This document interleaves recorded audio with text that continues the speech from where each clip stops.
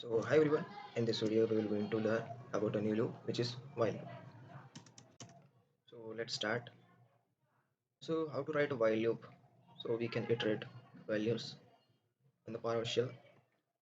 So we will start with the variable first, initiate the variable. So we will mention the I variable as 0, then we'll use while loop inside it, mention the variable and state the condition. So we want the I should be increased till it reaches to the 5. Okay, so it will iterate 5 times, so that's why we are taking it. Now again,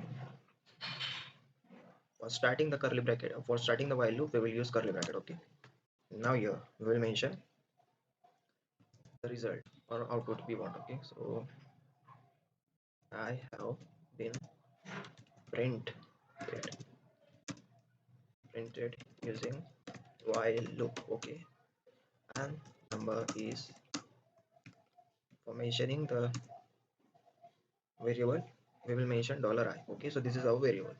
Then backtip n, so this backtip n will help to print each line after on the new line. Okay, and now finally we will state the increment or decrement. So we want to increase the $I variable by 1 each time it will iterate, and finally ends.